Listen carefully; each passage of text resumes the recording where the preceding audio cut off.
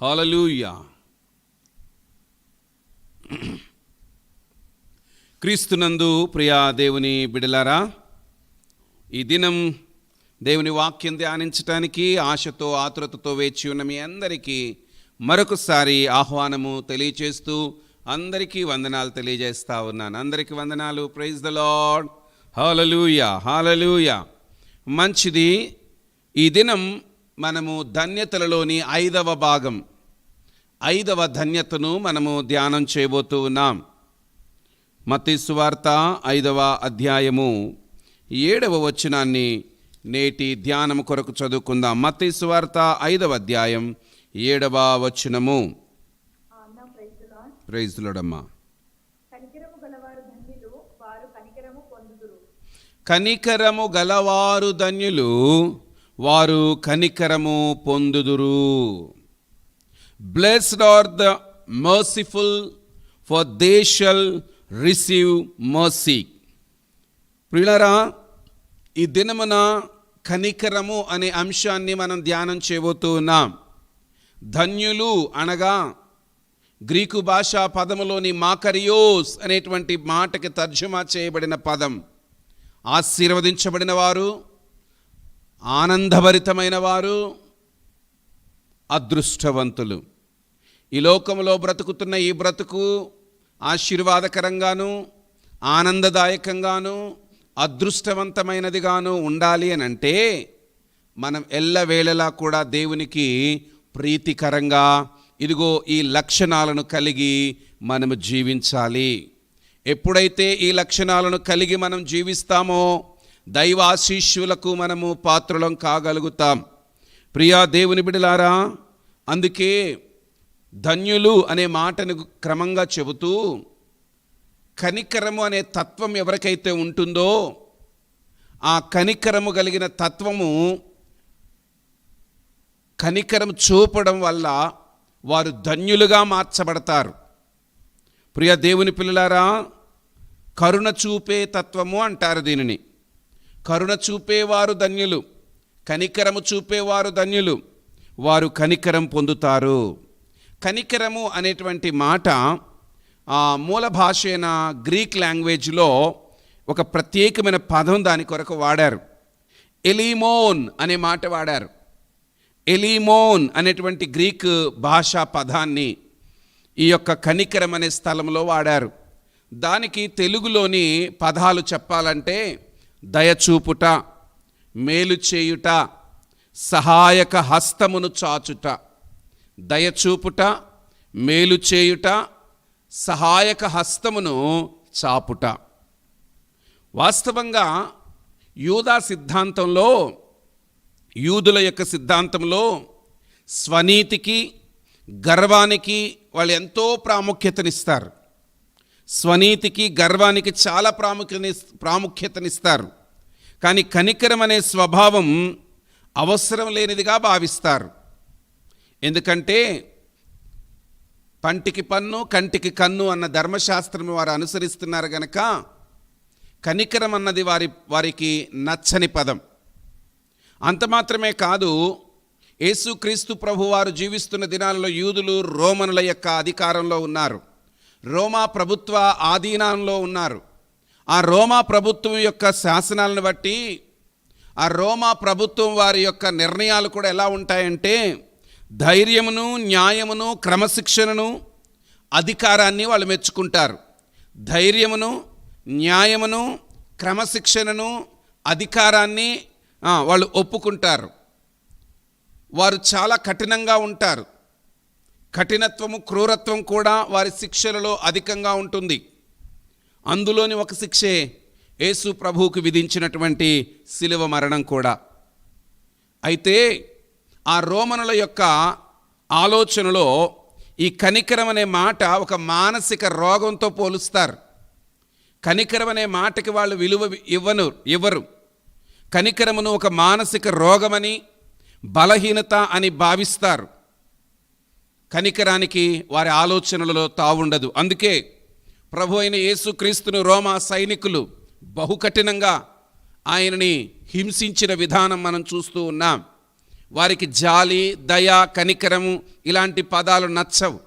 అలాంటి వాటి గురించి మాట్లాడితే అది ఒక మానసిక రోగంగా భావిస్తారని కూడా చెబుతూ వస్తారు. ఉదాహరణకి రోమనుల ఆలోచనలు ఎలా ఉంటాయంటే తమకు పుట్టిన బిడ్డ బ్రతకాలా చనిపోవాలా అన్నది తండ్రి నిర్ణయిస్తాడు.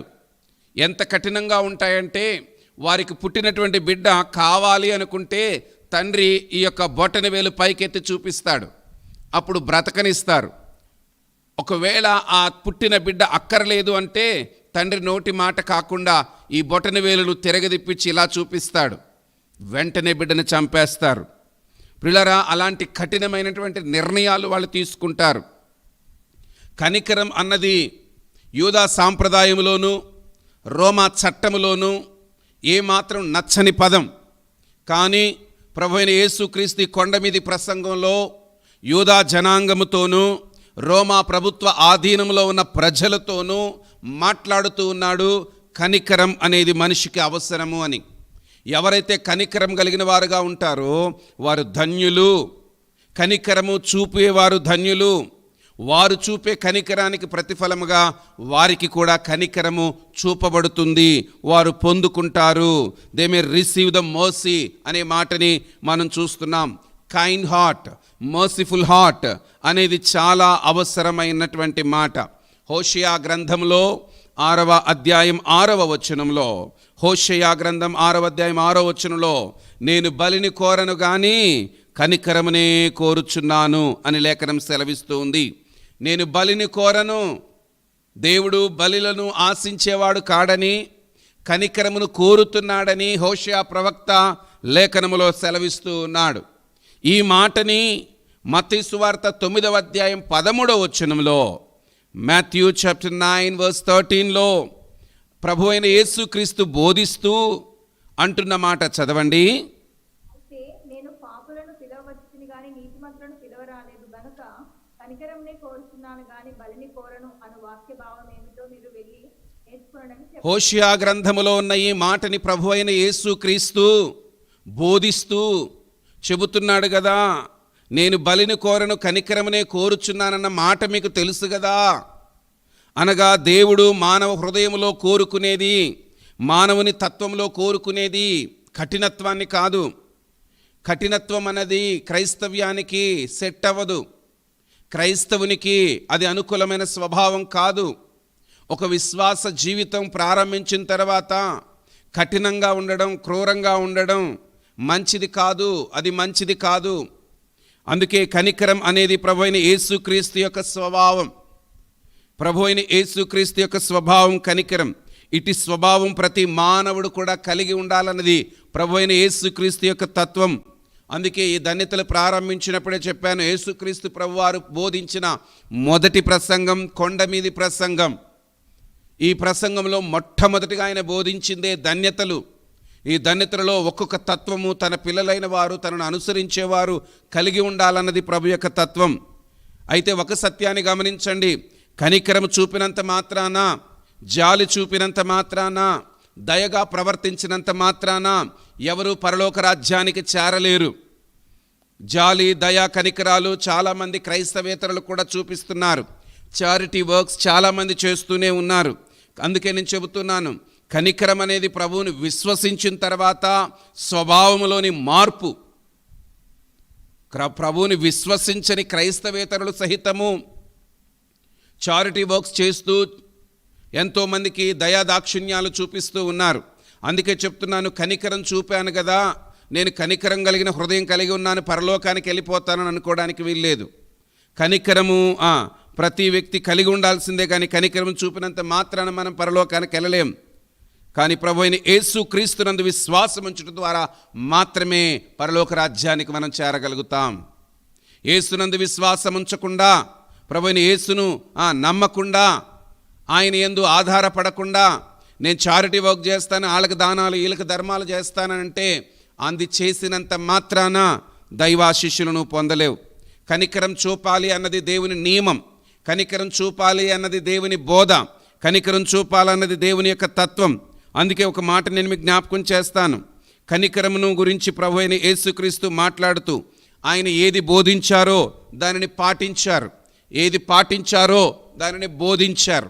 ఈ రోజుల్లో చాలామంది బోధకులమైన మేమైనా, విశ్వాసులలో కొంతమంది నీతి బోధలు చెప్పేవాళ్ళైనా మాటలు కోటలు దాటుతున్నాయి కానీ మరి మన క్రియలు గడప కూడా దాటట్లేదు అన్న లోక సామెతలాగానే ఉంటుంది జీవితం. చెప్పడానికి నీతి బోధలు ఎవరైనా చెబుతారు, మంచిని గురించి, ప్రేమను గురించి, దయను గురించి, క్షమాపణ గురించి, కానీ దాన్ని పాటించడం ఎంతో కష్టం. కానీ నేను ప్రకటిస్తున్న నా ప్రభు, నా రక్షకుడు, నా విమోచకుడు ఏది ప్రకటించాడో, ఏది బోధించాడో దానిని ఆయన పాటించాడు అన్న సత్యాన్ని ప్రియులైన వారు గుర్తించాలి. హల్లెలూయా, హల్లెలూయా. ప్రియ దేవుని బిడ్డలారా, ప్రభు అయిన యేసు క్రీస్తు కనికరము చూపుటలో మనకి మాదిరి అయి ఉన్నాడని ప్రప్రదంగా జ్ఞాపకం చేస్తాను. ప్రభు అయిన యేసు క్రీస్తు కనికరము చూపుటలో మనందరికీ మాదిరిగా ఉన్నాడు. ఏదైనా సరే మన మాదిరి ప్రభువే. భక్తులెందరో ఉండొచ్చు, సేవకులెందరో ఉండొచ్చు, వాళ్ళంతా సెకండరీ. ఫస్ట్ మన ప్రయారిటీ, మన యొక్క మాదిరి, మనం రోల్ మోడల్గా తీసుకోవాల్సింది మన రక్షకుడు, మన కొరకు ప్రాణం పెట్టి తిరిగి లేచిన మన రక్షకుడని యేసుక్రీస్తును మాత్రమే. అందుకే నేను జ్ఞాపకం చేస్తున్నాను, మత్తయి సువార్త 9వ అధ్యాయం 36వ వచనంలో లేఖనంలో మనం చూస్తే, ఆయన జన సమూహములను చూచి వారు కాపరలేని గొర్రెల వలె విసికి చెదరి ఉన్నందున వారి మీద కనికరపడి అనే లేఖనాన్ని మనం చూస్తూ ఉన్నాం. ప్రియులారా, ప్రభువైన యేసుక్రీస్తు ప్రజలందరినీ చూచినప్పుడు వారు కాపరలేని గొర్రెల్లాగా చెదరిపోయి ఉన్నారని వారి మీద కనికరపడ్డాడని లేఖనములో మనం చూస్తున్నాం. అనగా ఆయన స్వభావము కనికరపడే స్వభావము. మత్తయి సువార్త 14వ అధ్యాయము 14వ వచనంలో కూడా మనం చూస్తే, మత్తయి సువార్త మాథ్యూ చాప్టర్ 14 verse 14లో మనం చూస్తే, ఆయన వచ్చి ఆ గొప్ప సమూహమును చూసి వారి మీద కనికరపడి వారిలో రోగులైన వారిని స్వస్థపరిచాడు. చూడండి, కనికరముతో జన సమూహాలను చూచి వాళ్ళ మీద కనికరపడి వారిలో రోగులైన వారిని ఆయన స్వస్థపరిచాడు. కనికరం అన్నది హృదయంలో ఉండేది కాదు, క్రియలో బయటికి వచ్చేది. హృదయంలో కైండ్ హార్ట్ ఎప్పుడైతే ఉంటుందో, మర్సిఫుల్ హార్ట్ ఎప్పుడైతే ఉంటుందో, కరుణ చూపే స్వభావం ఎప్పుడైతే ఉంటుందో, మూత పెడితే అది ఉండేది కాదు, అది క్రియలతో బయటికి వచ్చేది. కనుక ప్రభు అయిన యేసుక్రీస్తు కనుల ఎదుట ఎందరో రోగులు కనపడినప్పుడు ఆయన కనికరపడి వారిని స్వస్థపరిచాడని లేఖనంలో మనం చూస్తూ ఉన్నాం. మార్కు సువార్త 15వ అధ్యాయము 32వ వచనంలో కూడా చూస్తే, మార్కు సువార్త 15వ అధ్యాయము 32వ వచనంలో కూడా 3 దినములుగా ప్రభువైన యేసుక్రీస్తు బోధన వారు వింటూ ఉండగా, మార్కు సువార్త 15వ అధ్యాయము 32వ వచనం నుండి, ఇశ్రాయేలు రాజు క్రీస్తు ఇప్పుడు శిలువ మీద నుండి దిగి రావచ్చును. అప్పుడు మనం చూసి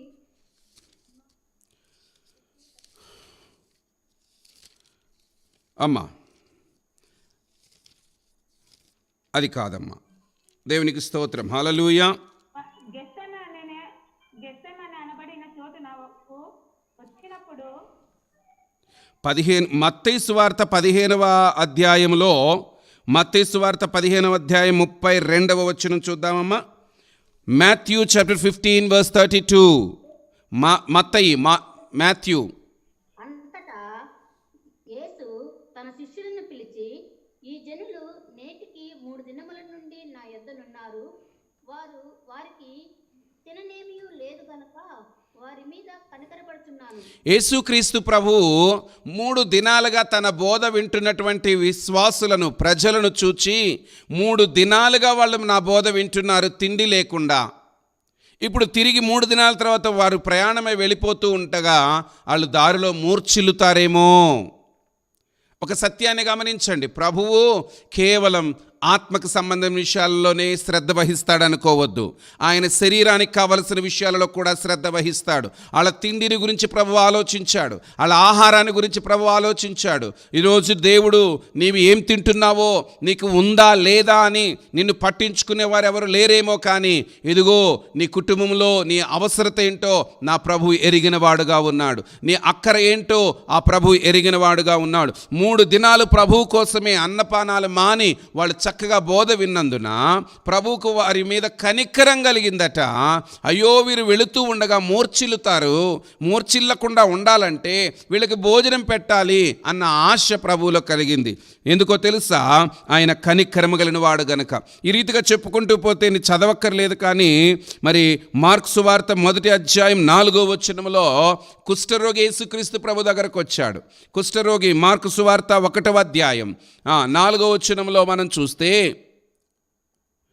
మరి మత్తయి సువార్త 8వ అధ్యాయంలో కూడా మనకి కనబడుతూ ఉంది. ఒక కుష్ఠరోగి ప్రభు అయిన యేసుక్రీస్తు యొద్దకు వచ్చాడు.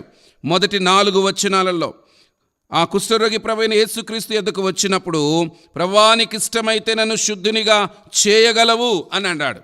ఎప్పుడైతే ప్రభువా నీకు ఇష్టమైతే నన్ను శుద్ధునిగా చేయగలవు అన్నాడో, ప్రభు అంటున్నాడు ఎంతో కనికరముతోటి, నాకిష్టమే, నీవు శుద్ధుడవు కమ్ము అని ప్రభు చెప్పినటువంటి సందర్భాన్ని నేను మీకు జ్ఞాపకం చేస్తూ ఉన్నాను. ప్రియ దేవుని బిడ్డలారా, మన ప్రభువు కనికరం కలిగిన వాడు. ఆయన తత్వము కనికరం. మన అందరికీ మాదిరి అయిన మన ప్రభువుని మాదిరిగా తీసుకొని ఆ కనికరము మనము కలిగి ఉండాలి అని ప్రప్రదంగా జ్ఞాపకం చేస్తూ ఒక మంచి తండ్రిని గుర్తు చేస్తాను బైబిల్ గ్రంథంలో. లూకా సువార్త 15వ అధ్యాయము 20వ వచనం. మొట్టమొదటిగా కనికరము కలిగిన వారు ఎవరు బైబిల్ గ్రంథంలో అంటే, మొదటిగా మన రక్షకుడైన ప్రభువు, రెండవదిగా లూకా సువార్త 15:20. వాడింకా దూరంగా ఉన్నప్పుడు తండ్రి వానిని చూచి కనికరపడి పరిగెత్తి వాని మెడ మీద పడి ముద్దు పెట్టుకొనెను. ప్రియులారా, ఇక్కడ తప్పిపోయిన కుమారుని తండ్రిని జ్ఞాపకం చేస్తున్నాను. బుద్ధి లేక తండ్రిని బాధ పెట్టి ఆస్తిని తీసుకెళ్ళి దుర్వ్యాపారం చేసి వేశ్యలతో గడిపి తండ్రికి ఎంతో దుఃఖం కలిగించాడు. అయితే సమస్తమును కోల్పోయిన తర్వాత బుద్ధి వచ్చినప్పుడు తండ్రి యొద్దకు వచ్చాడు. తండ్రి యొద్దకు వచ్చి, నా తండ్రి దగ్గర ఒక పనోడిగా ఉండిపోతా, కూలివాడిగా ఉండిపోతా. ప్రియ దేవుని పిల్లలారా, గ్రహించండి. పశ్చాత్తాపముతో కుమారుడు దారి పట్టి ఇంటికి సమీపిస్తున్నప్పుడు మేడ మీద నుంచి చూచిన తండ్రి కుమారుడు వస్తున్నాడని గమనించి పరుగున వెళ్ళి వాని మెడ మీద పడి, దేవుని వాక్యం స్పష్టంగా సెలవిస్తూ ఉంది, అతని మీద కనికరపడ్డాను అనే లేఖనంలో మనం చూస్తూ ఉన్నాం. ప్రియ దేవుని బిడ్డలారా, గుర్తుంచుకోవాలి, దేవుని పిల్లలు తప్పు చేసిన వ్యక్తుల పట్ల కనికరం చూపవలసిన అవసరత ఉంది. వాళ్ళు ఎప్పుడో తప్పు చేశారు, మరలా పశ్చాత్తాపడిన తర్వాత ఆ పాత జీవితాన్ని గుర్తు చేయకూడదు. వాడు ఇంకా దూరమున ఉన్నప్పుడు తండ్రి వానిని చూచి కనికరపడి పరిగెత్తి. ఈరోజు నీకుందా స్వభావం? ఒక తండ్రి ప్రేమ కలిగిన వ్యక్తిగా ప్రభువైన యేసుక్రీస్తును ఆరాధిస్తూ ఉన్నప్పుడు, ఏ వ్యక్తి అయితే హానికరుడుగా ఉన్నాడో, ఏ వ్యక్తి అయితే దుఃఖం కలిగించారో, ఏ వ్యక్తి అయితే నిన్ను కాదని వెళ్ళిపోయారో, ఆ వ్యక్తి వచ్చినప్పుడు తండ్రి ప్రేమను నీలో చూపగలిగే తత్వం నీకు ఉండాలి. ఆ తండ్రి కనికరం కలిగిన వాడు. మనం కూడా అట్టి కనికరాన్ని చూపి దేవుని కొరకు నమ్మకంగా బ్రతకగలగాలి. ఆ తండ్రి అయితే తన కుమారుడు వస్తున్నాడని గమనించి పరుగున వెళ్ళి వాడు ఇంకా దూరమున ఉన్నప్పుడు తండ్రి వాడిని చూచి కనికరపడ్డాడు. ప్రియులారా, ఇది మన పరలోకపు తండ్రి యొక్క ప్రేమ. ఆ తండ్రి ఏ రీతిగా కుమారుడి మీద కనికరపడ్డాడో, నీ ఎడల విరోధంగా ప్రవర్తించిన వారి పట్ల నీవు కనికరం చూపి క్షమించాలి, ప్రేమించాలి.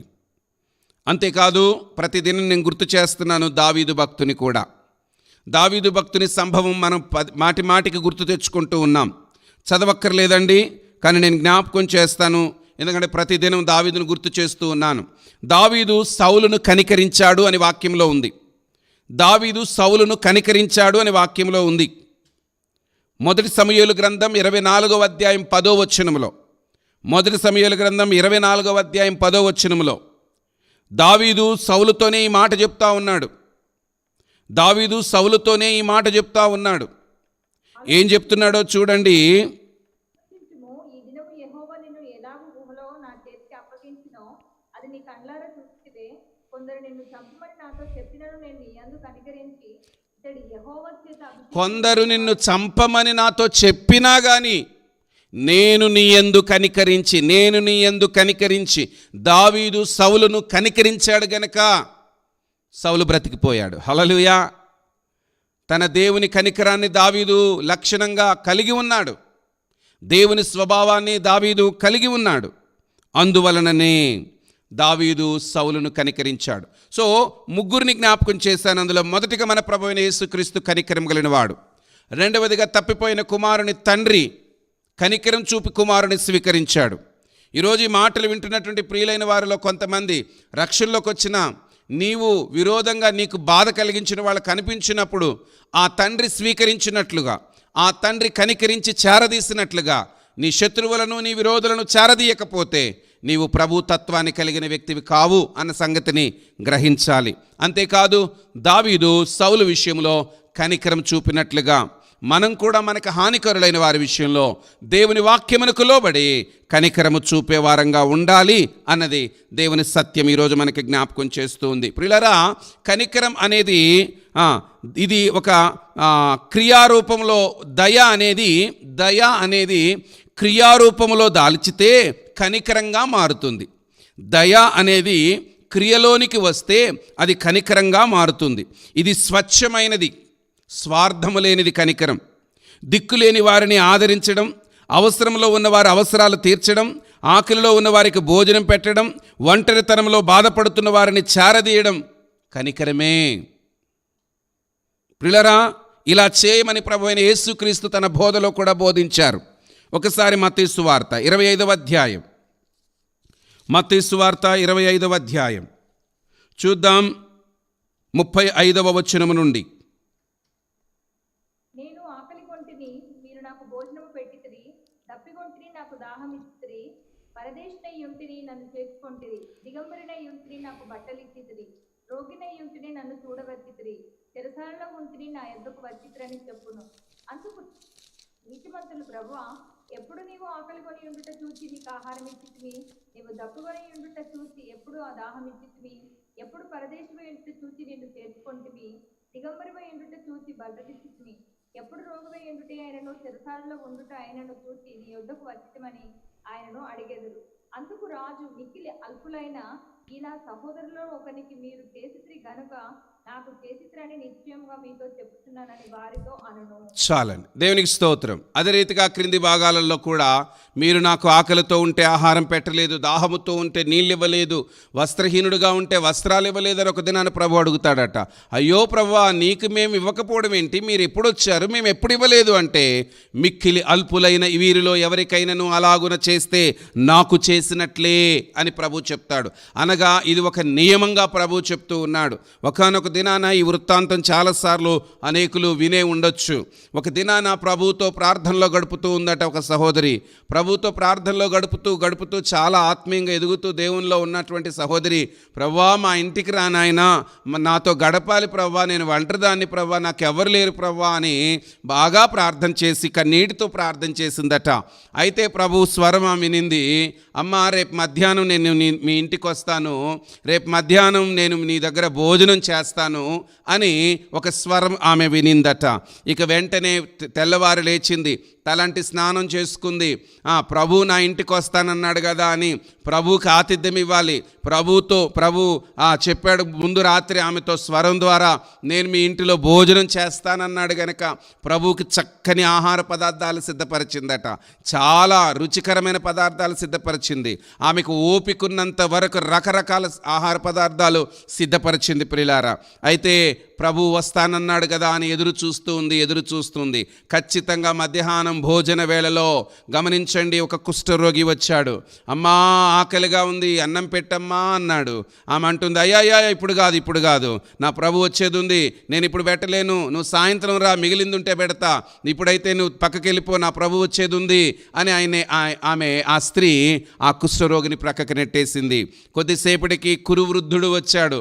కురువృద్ధుడు నడవలేని స్థితిలో చాలా నీరసంగా వచ్చి, అమ్మా ఆకలేస్తుందమ్మా, కొంచెం ఆహారం పెట్టమ్మా, అన్నం పెట్టమ్మా అని అడిగాడట.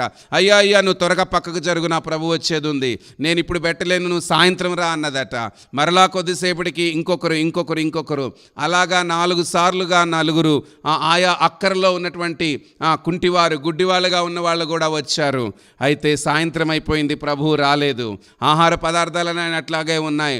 ఆమె కూడా చాలా చింతతో తినకుండా అలాగే, ఏంటి ప్రవ్వా మీరు వస్తానన్నారు, నీకోసం ఎన్నో సిద్ధపరిచాను ప్రవ్వా, నువ్వు రాలేదే రాలేదేంటి ప్రభా అని కన్నీటితో ప్రార్థన చేస్తే మరలా స్వరం వినబడుతుందంట, అమ్మ నేను 4 సార్లు నీ దగ్గరకు వచ్చాను, నువ్వు మరలారా అని పంపించేసావు. అయ్యో ప్రభా మీరు ఎప్పుడొచ్చారు, నేను ఎప్పుడు పంపించేశాను? మొదటిగా కుష్ఠరోగి రూపంలో వచ్చింది నేనే, ఆ తర్వాత వృద్ధుడుగా వచ్చింది నేనే, ఆ తర్వాత కుంటివాడుగా బెచ్చగాడుగా వచ్చింది నేనే. ఇదిగో దేవుని వాక్యం సెలవిస్తుంది, మిక్కిలి అల్పులైన వారిలో ఎవరికైనాను ఇలాగూ చేస్తే నాకు చేసినట్లే. దేవుని వాక్యం మనం ఒకసారి చూద్దామా? సామెతల గ్రంథం 14వ అధ్యాయం 21వ వచనం. సామెతల గ్రంథం 14వ అధ్యాయం 21వ వచనం. తన పొరుగువానిని తిరస్కరించువాడు పాపము చేయువాడు, బీదలను కటాక్షించువాడు ధన్యుడు. బీదలను కటాక్షించువాడు ధన్యుడు. అదే సామెతల గ్రంథం 19వ అధ్యాయం 19th chapter verse 17, 19వ అధ్యాయం 17వ వచనంలో మనం చూస్తే, బీదలను కనికరించువాడు యెహోవాకు అప్పిచ్చువాడు. ఏమండి, బీదలను కనికరించువాడు యెహోవాకు అప్పిచ్చువాడు.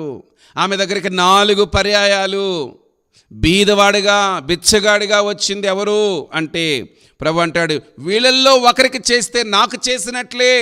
మహిమా స్వరూపైన దేవుడు మహిమతో దిగి వచ్చి నీ దగ్గర భోజనం చేయడు, కానీ మిక్కిలి అల్పులైన వారికి ఎవరికైనా చేస్తే అది ప్రభువుకు చేసినట్లే. ప్రియులారా, ఈ మాటను అర్థం చేసుకో. లూకాసు వార్తలోని ఒక సంభవాన్ని నేను మీకు జ్ఞాపకం చేస్తాను. లూకాసు వార్త 14వ అధ్యాయం 12వ వచనంలో ప్రభు అయిన యేసుక్రీస్తు బోధిస్తూ ఒక శ్రేష్టమైన మాట అక్కడ చెబుతూ వస్తాడు. చదువుదాం. మరియు ఆయన తను పిలిచిన వారితో ఇట్లనెను, నీవు పగటిని విందేనను రాత్రి విందేనను చేయనప్పుడు నీ స్నేహితులనైనను నీ సహోదరులనైనను నీ బంధువులనైనను ధనవంతులకు నీ పొరుగు వారినైనను పిలవవద్దు. వారు ఒకవేళ నిన్ను మరలా పిలుతురు గనుక నీకు ప్రత్యుపకారము కలుగును. ప్రియులారా, ఈ లేఖన భాగంలో మీరు జ్ఞాపకం చేసుకున్నట్లయితే చక్కగా చెబుతున్న మాట, మీరు ఎవరైనా విందు చేస్తే, ఒక పుట్టినరోజు చేస్తే, ఒక పెళ్లి రోజు చేస్తే, ఒక ఫంక్షన్ చేస్తే ఎవరిని పిలుస్తామండి? స్నేహితులను, పొరుగువారిని, మనతో సమానమైన వారిని. కానీ ప్రభు వాక్యం క్లియర్గా చెప్తుంది, నీ స్నేహితులనైనను నీ సహోదరులనైనను నీ బంధువులనైనను ధనవంతులకు నీ పొరుగువారినైనను పిలవవద్దు. ఇంకెవరిని పిలవాలండి? ఫంక్షన్ వాళ్ళతోనే కదా చేసుకునేది మనం. ఇంకెవరిని పిలవాలి? నువ్వు వాళ్ళని పిలిచి వాళ్ళకి పెడితే మరలా వాళ్ళు నిన్ను పిలిచి నీకు పెట్టేస్తారు. తద్వారా అక్కడికి ఫలం తీరిపోతుంది. మరి ఎవరిని పిలవాలి? నీవు విందు చేయనప్పుడు బీదలను, అంగహీనులను, కుంటివాండ్రను, గుడ్డివాళ్లను పిలువుము. కుంటివాళ్లను, గుడ్డివాళ్లను 13, 14 వచనాలలో నీకు ప్రత్యుపకారము చేయుటకు వారికి ఏమీ లేదు గనక, వారికి ఏమీ లేదు గనక. అక్కడ శ్రేష్టమైన మాట, నీవు ధన్యుడవు. ధన్యతలు చెప్తున్నాం కదండి. ఒకవేళ మరలా దీన్ని కూడా ధ్యానం చేస్తామేమో. నీవు ధన్యుడు అయిపోతావు. హల్లెలూయా. నీతిమంతుల పునరుద్ధానమందు నీవు ప్రత్యుపకారము పొందుదు అని చెప్పాను. సో ఈ లేఖన ఆధారంగా నేను చెప్తున్న సత్యం ఏంటో తెలుసా? బీదలను కనికరించాలి, దిక్కులేని వారిని కనికరించాలి. ఏదైనా విందు నువ్వు చేసుకుంటున్నట్లయితే సెలెక్టివ్గా నీతో సమానమైన వాళ్ళని కాకుండా, నీకు తిరిగి ముద్ద పెట్టలేని వాళ్ళకి, నీకు తిరిగి సహాయం చేయలేని వారికి నీవు సహాయం చేస్తే పరలోకము నుండి ఫలము నీ దగ్గరికి ఖచ్చితంగా వస్తుంది. సాధారణంగా నాకున్న ఒక అలవాటు, ప్రోత్సాహకరం ఉండడం కోసం మీకు కూడా చెప్తాను. సాధారణంగా నేను ఏదైనా ఒక ప్రత్యేకంగా పుట్టినరోజులో, పండుగకు ముందో ఈ పట్టణాల్లో బిచ్చగాళ్ళు, అనాథలు దొరకరు, ఇళ్ళ ముందుకు రారు, ఊర్లలో ఇంటి ముందు బిచ్చం కోసం వచ్చినట్లుగా. కానీ నాకున్న అలవాటు ఏంటంటే, పుట్టినరోజుకు ముందో పండుగకు ముందో చక్కగా వేడివేడి బిర్యానీ తయారు చేసి ప్యాకెట్ కట్టి ఆ ఫుట్పాత్ మీదనో, ఆ రైల్వే స్టేషన్లోనో, ఆ రోడ్ల పక్కనో ఎవరెవరో ఆకలితో ఉంటారు, వాళ్ళకి గనక ఇస్తే, ఎవరైనా వాళ్ళకి ఇస్తే పాచిపోయిన ఇస్తారు, చల్లగా అయిపోయిన ఇస్తారు. ఫ్రెష్ ఫుడ్ వాళ్ళకి ఇస్తే నువ్వు గ్రహించాలి, నా ప్రభువుకి నేను ఇస్తున్నానన్న భావనతో విలువైన ఆహారం, శ్రేష్టమైన ఆహారం తీసుకెళ్ళి ఒక నలుగురికి రోడ్ల మీద పంచండి. నేను చెప్తున్నాను, వాళ్ళకి థ్యాంక్ యూ అని చెప్పడానికి కూడా నువ్వు దొరకొద్దు వాళ్ళకి. వాళ్ళు నీకు దండం పెట్టి అది వేడివేడిగా తినేస్తారు. కొంతమందికి నమస్కారం పెట్టడం చేత కాదు, థ్యాంక్ యూ చెప్పాలని కూడా తెలియదు. వాళ్ళు తిరిగి మరలా మరి మనకి పెట్టడానికి వాళ్ళు మనకు దొరకరు. నేను చెప్తున్నాను, తిరిగి నీకు వాళ్ళెవ్వరూ కూడా ఏమీ ఇవ్వలేరు గనక ప్రభు తన లెక్కలో చేర్చుకొని నీకు ఫలం ఇస్తాడు. ఎవరి మీద కనికరం చూపించాలి? దిక్కులేని అనాథల మీద, దిక్కులేని వాళ్ళ మీద. ద్వితీయోపదేశకాండం 15వ అధ్యాయం 7వ వచనం నుంచి చదువుకుందాం. ద్వితీయోపదేశకాండం 15వ అధ్యాయం 7వ వచనం నుండి.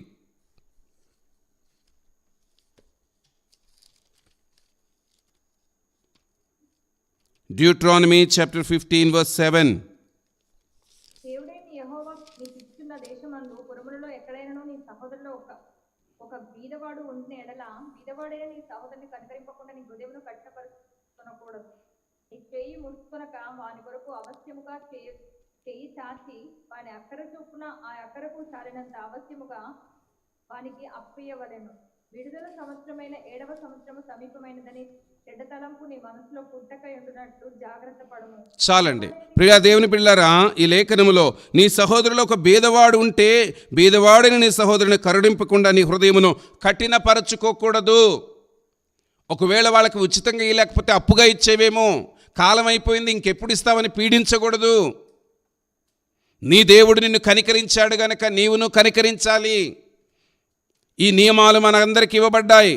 కనికరం అనే సుగుణం క్రైస్తవ జీవితంలో ఒక భాగమై ఉన్నది. మనం ఆరాధించే యేసుక్రీస్తు ప్రభు కనికరం గలవాడు గనక ప్రతి క్రైస్తవుడు కూడా కనికరాన్ని చూపి దేవుని దృష్టిలో ధన్యులుగా మారాలి. అయితే మరొక సత్యాన్ని చెప్పి నేను ముగింపులోనికి తీసుకొస్తున్నాను. శరీర సంబంధమైన కనికరం ఇతరుల పట్ల చూపిస్తూ ఉన్నావు, అయితే నీలో ఆత్మ సంబంధమైన కనికరం కూడా నీకు కావాలి. ఆత్మ సంబంధమైన కనికరం అంటే వారు ప్రభువుని సత్యముని ఎరుగక, రక్షకుని ఎరుగక, లోకానుసారంగా పాపభూయిష్టమైన బ్రతుకుతూ ఉన్నట్లయితే వాళ్ళ పట్ల నీకు కనికరం కలగాలి. వారి ఆత్మ నరకంలోనికి వెళ్ళిపోతుందని వారి పట్ల నీకు కనికరం కలగాలి. రక్షింపబడని వారి మీద, దేవుని ఎడల అవిధేయత చూపించే వారి మీద, పాపపు జీవితాన్ని ప్రేమించే వారి మీద కనికరం చూపే ఆత్మీయ కనికరం నీలో ఉండాలి. ఇదే ఆత్మ సంబంధమైన కనికరం. ముగింపులో చెప్తూ ఉన్నాను, కనికరము గలవారు ధన్యులు, వారు కనికరము పొందుదురు. మనం ఎప్పుడైతే కనికరం చూపిస్తామో, ఏమి విత్తుతామో దానినే మనం కోస్తాం.